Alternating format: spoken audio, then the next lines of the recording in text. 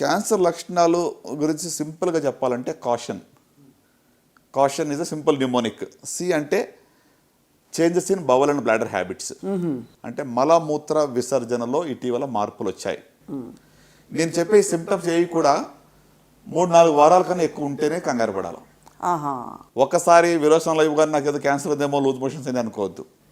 So మలమూత్ర విసర్జన మార్పులు అంటే ఎక్సెసివ్ కాన్స్టిపేషన్, మోషన్ అవ్వటం లేదు, లేక మోషన్లో బ్లడ్ పడుతుంది, మోషన్లో చీమ్ పడుతుంది, లేకుంటే నాకు తినబుద్ధి కావటం లేదు. So blood in the stool కానివ్వండి, బ్లడ్ ఇన్ ద యూరిన్లో కూడా బ్లడ్ పడినట్లయితే స్టోన్ వల్ల కూడా పడవచ్చు, బ్లాడర్ ఇన్ఫెక్షన్లో కూడా పడవచ్చు, ట్యూమర్లో కూడా బ్లడ్ పడవచ్చు. కరెక్ట్. సో కనుక anything which is there for 3 to 4 weeks మలమూత్ర విసర్జనలో ఇటీవల మార్పులు వచ్చాయి అంటే అది ఒక లక్షణంగా భావించవచ్చు. అది okay. Then a sore which does not heal, అంటే మానని పుండు. శరీరంలో ఏ భాగంలో అయినా కూడా మానని పుండు ఉంటే నిర్లక్ష్యం చేయకూడదు. నొప్పి లేకపోయినా పర్వాలేదు, మానని పుండు ఉంటే వెంటనే డాక్టర్ని సంప్రదించాలి. దాన్ని రాచపుండని ఊరికే అనలేదు.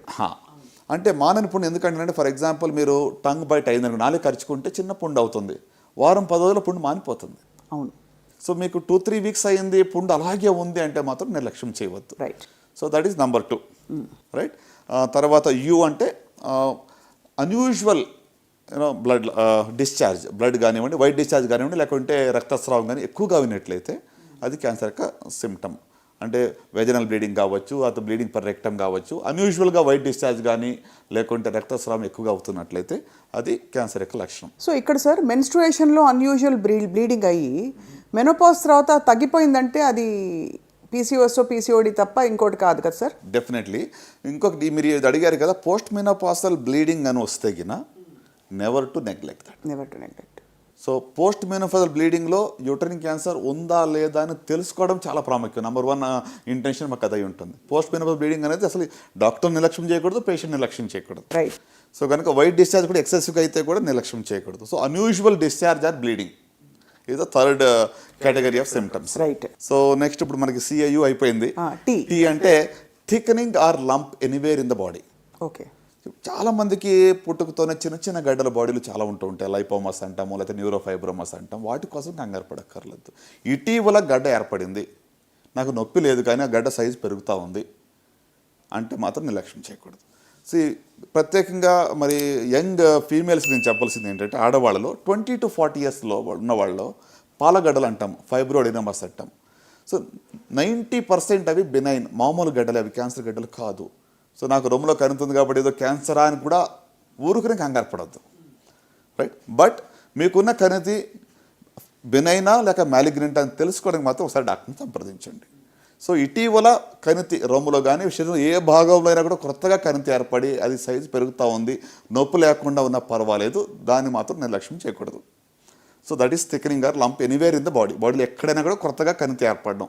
రైట్. సో నెక్స్ట్ ఐ అంటే indigestion or difficulty in swallowing, అంటే అజీర్తి అవుతా ఉంది, మృంగలేకపోతున్నాము, నీళ్లు లేకపోతే గుట్టక వెళ్ళటం లేదు.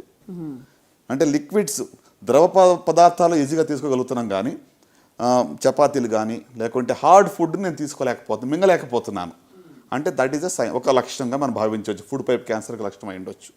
సో ఆ గుట్టక వేయాలని నీళ్లు లేకుండా లోపలికి వెళ్ళట్లేదు, నేరోయింగ్ అయిపోయింది, ఈజీగా వెళ్ళటం లేదు. సో అది ఒకటి. Indigestion or difficulty in swallowing, మింగడానికి ఇబ్బందిగా ఉంటాం. అంటే obvious change in the birth mole, పుట్టుమచ్చలు చాలా మందికి ఉంటాయి.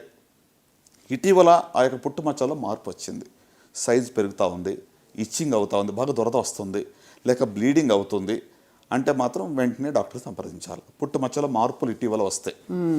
రైట్. ఇంకా లాస్ట్కి వచ్చేటప్పటికి ఎన్ అంటే నాగింగ్ కాఫ్, అంటే ఒక రకంగా చెప్పాలంటే మానని దగ్గు.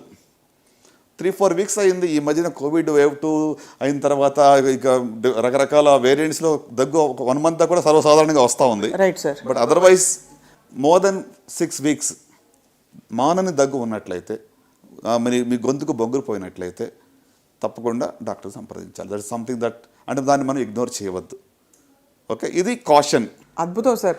అంటే ఒక్కొక్క పదానికి గుర్తుపెట్టుకునే విధంగా మీరు చెప్పిన రీతి నిజంగా చాలామందికి ఐ థింక్ అర్థమవుతుంది సార్. ఇవన్నీ వస్తే తప్పకుండా ఇవన్నీ 3-4 వారాల పాటు గమనించాలి. అంటే నేను ఇంకొక మాట ఇక్కడ మీతో చెప్పాలి. ఈ కాషన్ అన్ని గుర్తుపెట్టుకుని రోజు ఈ కాషన్లో ఉన్నాయన్నీ నాకు ఉన్నాయని కంగారు పడకుండా, ఒకవేళ ఇంకా సింపుల్గా నాకు తెలియాలని ఆశ ఉంటే, ఇటీవల నా శరీరంలో ఏదో తేడాగా ఉంది, తెలియని వెయిట్ లాస్ ఉంది. లాస్ట్ 3 monthsలో నేను మోర్ దెన్ 10% వెయిట్ లాస్ అయ్యాను. ఆకలి లేదు అనేది జనరల్ సిమ్టమ్స్. అంటే మన శరీరము మనతో మాట్లాడుతుంది. Correct. Your body is talking to you. Listen to so me listen to your body. Simple. Me body ఏదో తేడాగా ఉంది అనిపించినప్పుడు ఒకసారి వెళ్ళి చూపించుకోనండి. నాకు ఐ వాంట్ గెట్ స్క్రీన్డ్, నేను కొన్ని క్యాన్సర్ స్క్రీనింగ్ చేయించుకుందాం అనుకుంటున్నాను, అతను బాడీ హెల్త్ చెకప్ చేయించుకోండి అని చెప్పండి. సో అట్లా ఉట్టి క్యాన్సర్కి కాదు, non communicable diseases, diabetes, hyper tension, cardiac, cancer అన్నీ కలిసి మనం టెస్ట్ చేయించుకోవచ్చు ఒకేసారి. కరెక్ట్ సార్, చాలా వాల్యుబుల్గా చెప్పారు. అయితే సార్ ఒక మాట, ఈ క్యాన్సర్ని మరింతగా పెంచే కండిషన్స్లో is stress one of them, diabetes, hypertension or they one of them? అంటే chronic diseases, non communicable disease like diabetes కానివ్వండి, కార్డియాక్ కానీ, ఇవన్నీ కూడా in one or the other way impact. అంటే వాటి వల్లనే ఇది వస్తుందని నేను చెప్పలేను. ఇప్పుడు stress is also one of the carcinogen. ఇటీవల మీరు డేటా చూస్తుంటే డెఫినెట్గా స్ట్రెస్ వల్ల 100% క్యాన్సర్ వస్తుందని ప్రూవ్ ఎక్కడ చేయడం కష్టం. అది అంటే మనకి ఎలాంటి ఎవిడెన్స్ డైరెక్ట్గా దొరకదు, బట్ ఇండైరెక్ట్గా definitely stress is also one of the risk factors మనం చెప్పవచ్చు. సో అలాగనే ఇప్పుడు క్రానిక్ అదర్ డిసీజెస్ లైక్ డయాబెటీస్లో ఇమ్యూనిటీ లో ఉంటుంది, షుగర్ లెవెల్స్ ఆర్ హై ఉంటున్నాయి. So uncontrolled diabetes is also risk factor అండి. దీంట్లో కూడా కొన్ని క్యాన్సర్స్ ఎక్కువ కనబడుతుంటాయి. చాలామంది even I talk to alternate healers ఉంటారు కదా sir, healers, alternative medicine practice చేసేవాళ్ళు, వాళ్ళందరూ ఏమంటారంటే any form of suppression of emotions leads to cancer. In fact అది ఒక classic presentation of some kind of ఇది ఒక సప్రెషన్ ద్వారా వచ్చిన ఇది అని. As a clinician do you agree? అంటే ఇలాంటి ఒక ఫిలాసఫీ కావచ్చు, థియరీకి మీరు అంటే ఇనఫ్ డేటా ఉందని నమ్ముతారా sir? Honestly it's very difficult prove or disprove అండి. Correct, right. దీనికి అంటే ఇది very variable and subjective. Emotions కూడా సబ్జెక్టివిటీ చాలా ఉంటుంది. ప్లస్ దీనికి సైంటిఫికలీ ఎవిడెన్స్ గ్యాదర్ చేయాలంటే it's very beyond. It just a way of one of the hypothesis or way of looking at it అంతే. కానీ మొత్తానికి సార్ కాషన్ అండ్ అలాగే rapid changes బాడీలో అవుతే గమనించుకుంటూ ఉండడం అనే ప్రాథమిక లక్షణాలు, అలాగే స్క్రీనింగ్ ఎవరెవరు ఏ స్క్రీనింగ్ చేయించుకుని కొన్ని క్యాన్సర్ల బారిన పడకుండా అయినా కాపాడుకోవచ్చో అద్భుతంగా వివరించారు డాక్టర్ చినబాబు సుంకపల్లి గారు. Thank you so much sir.